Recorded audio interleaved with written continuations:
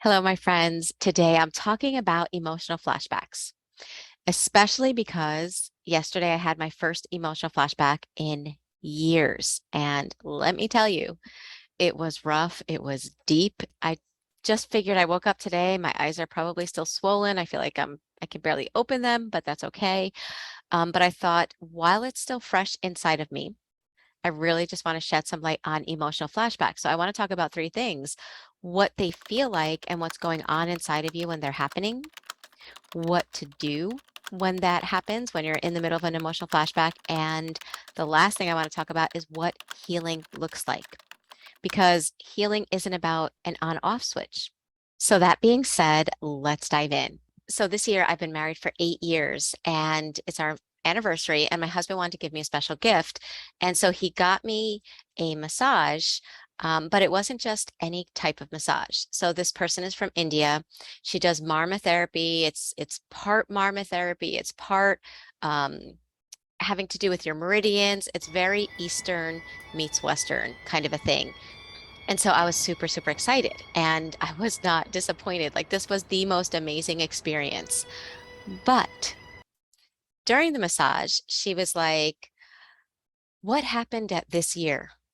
Like, she could tell that something happened at that specific year. And the crazy thing is, that's the year that I know was like my ground zero. It was like my before and after. It was when my nervous system broke, so to speak. And that was when the CPTSD really, really started. So I was amazed that she could pinpoint that year. She could also detect, and this is something that I've shared in different videos, where I feel that my trauma is in my brain. Like, it's not just knowledge that I know it's there, I can actually feel it. And so she confirmed that. She's like, your brain has a signal that's scrambled.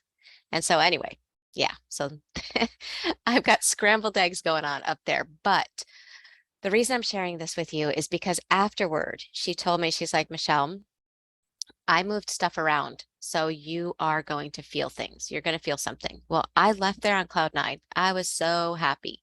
I felt so good. The next day, I felt amazing. The day after, bam, somebody said something to me, which was really small. Like, now that I'm not in the emotional flashback, I look at it and I'm like, big deal. But see, that's the thing with an emotional flashback. Something in the present, it doesn't matter how big or how small, it reminds the nervous system of the past. And then the nervous system opens the door to all of this unresolved pain, abandonment, rejection that's behind that door, just because that person did that little thing. So that's what happened. Okay. So the funny thing is when it was coming up, my husband was with me and he's like, he knows me very well, obviously. So he knows that, like, what was going on, what that person said really wasn't in harmony with the amount of emotion that was coming up inside of me.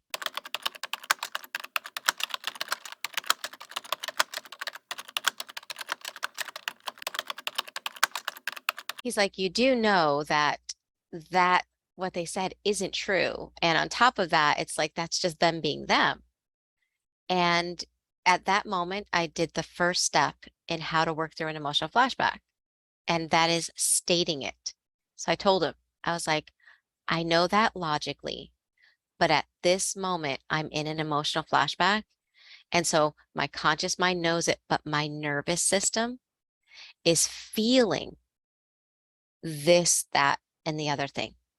So when you're in an emotional flashback, your conscious mind cannot turn off what's going on inside. And if you try to stop feeling what you're feeling with logic, it only makes you feel like you're almost inside boxing yourself. Okay. So what you can expect is that emotionally, your emotions are going to have more power than your logical mind. Your emotions are going to demand your attention. And at that moment, it felt like my nervous system was drenched in shame, feelings of unworthiness, and the pain of abandonment.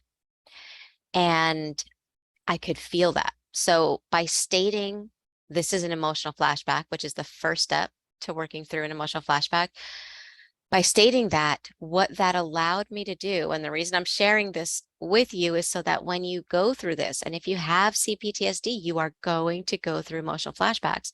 These tools really work. Okay, so when you state, I'm having an emotional flashback, you are allowing your body to have one step in the past because that's what's happening. But that statement also keeps you with one foot in the present. If you don't have that foot in the present, you literally feel like you have been time warped back in time. Now, here's the weird thing. You don't feel like you've been warped back in time, although sometimes people will say, I feel very childlike in an emotional flashback. They'll say, I feel like a little kid.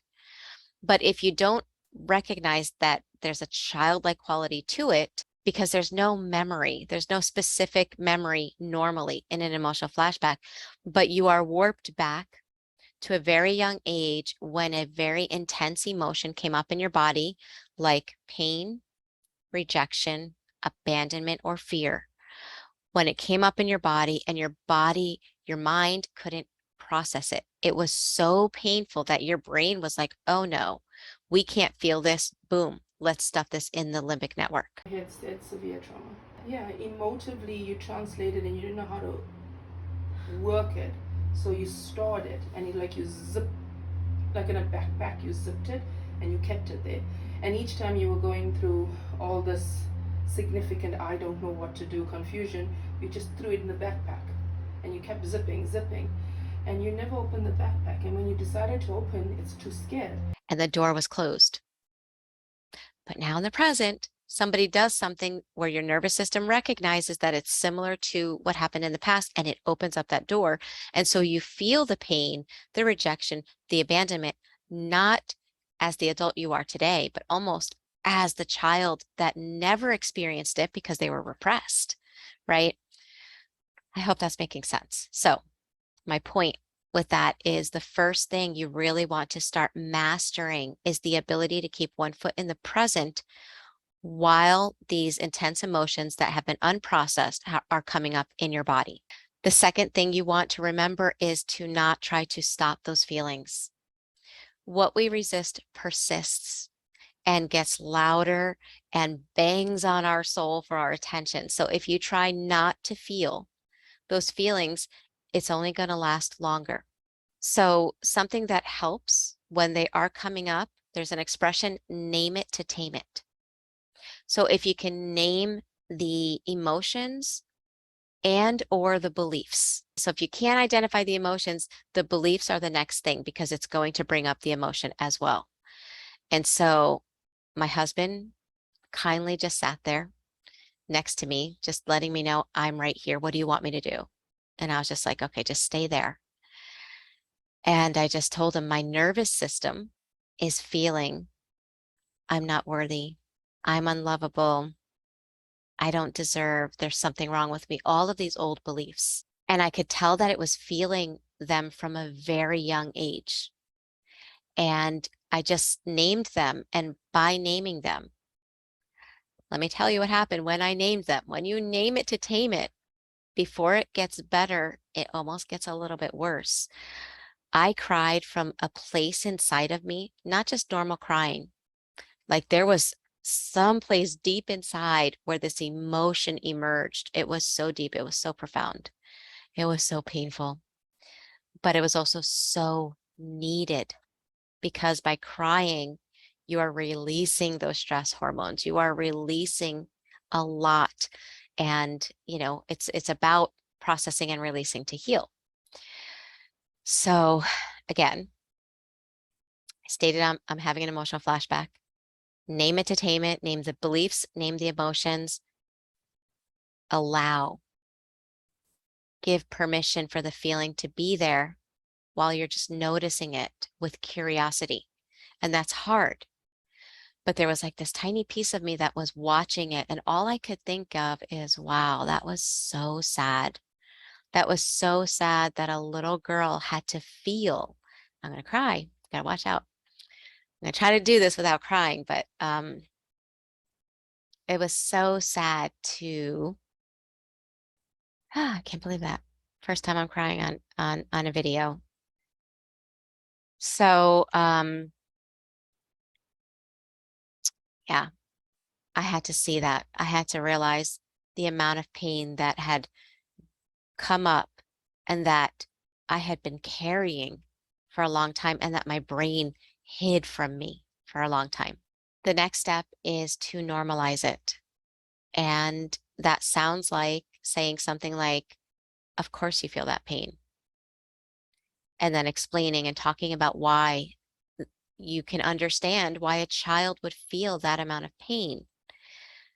Then the last step, what I did last night was really allow myself in my mind to close my eyes.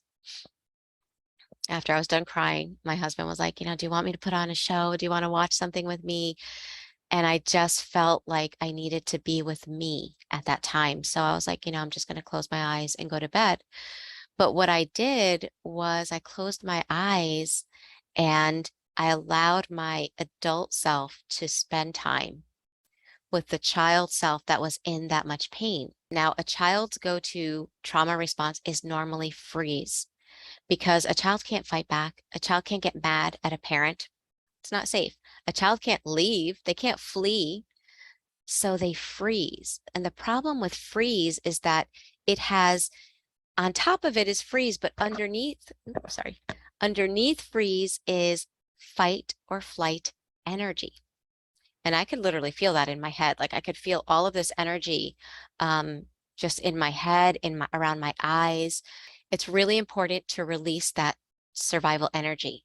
And sometimes you can do that by moving your body certain ways. But in this case, what I did was I visualized. So I reconnected with my inner child and she was frozen. It was like I walked into the room where she'd been I imagined it being the room in my brain that she had been put in and stuck there. And she was frozen. I was trying to talk to her and she just had no life in her. And so I had to spend time kind of reconnecting with her. Motion there coming up. And then I took her someplace. We went to the beach and I just had her yell and scream and get her voice back and just release her frustration. And I don't know, that may sound weird to some, but that's what at that moment I did. That's not the only thing you can do, but that is what I did. And I'm just kind of sharing this in hopes that it can help anyone that is going through emotional flashbacks. And I just imagined it shattering, like whatever was keeping her stuck. And then we spent time together and just laughing and playing at the beach and just living and feeling. And thankfully, I went to sleep. My husband was worried. He's like, "Are you going to be able to sleep?" I wasn't sure, but I slept like a rock. I woke up today.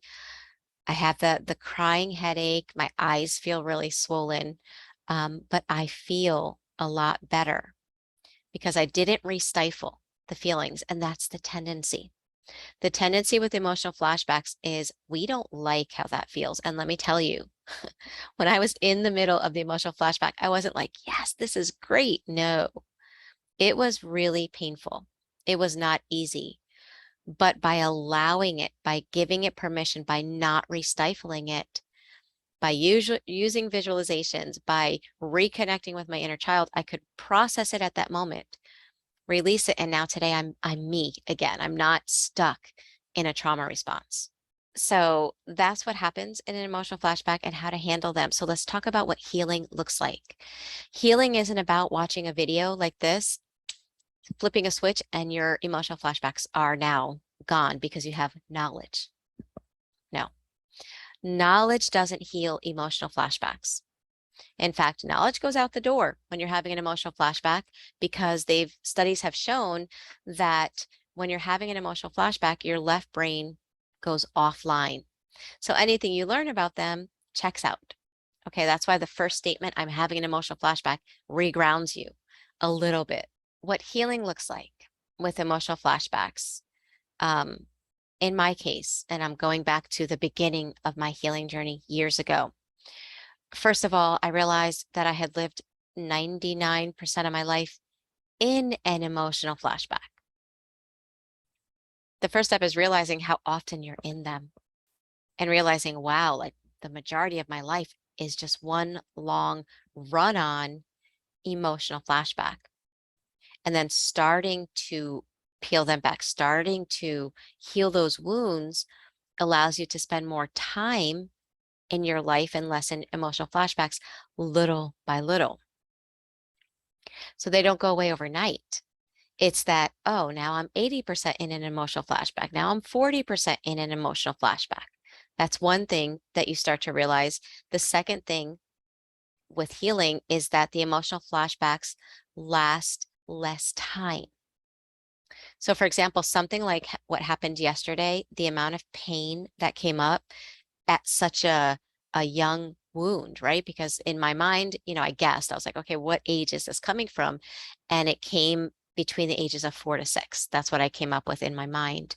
And um, something like this that would happen years ago could leave me in a state of dissociation for weeks until I was able to come out of it. So the fact that I can just go in it, feel it, and come out of it all within a couple of hours. I slept and then I woke up and I'm me, right? That's what healing looks like. It's not, it goes from lasting weeks to a week to days to hours. And then most of my emotional flashbacks, the ones that I have now, which are very few and far in between, they're like literally a minute to 2 minute thing where I feel it, I work through the process, and it's gone literally in 1 to 2 minutes. Okay, so that's what healing looks like. And I wanted to share that with you because I think sometimes I know with myself, when I was first learning, it was like, oh, I need to learn this so I can be over this. And the reality is that healing isn't like that. You're not going to learn it and be over it tomorrow. And the more you want that, the more you stress your nervous system. It's more about learning so that you can be like, okay, I'm going to understand this so that I can learn how to emotionally support myself, to show up for myself, no matter how often I need myself. When we have that mentality that it's not about time, it's just about I'm here for you no matter what. You're hurting, I'm going to be here for you. You're hurting again, it's only been 5 minutes. I don't care. I'm here for you still. I'm not upset. I'm not mad. That's the mentality that we have to get to in order to work through these intense, vulnerable, and young wounds with painful emotions that need processing. Okay, so I hope this helped.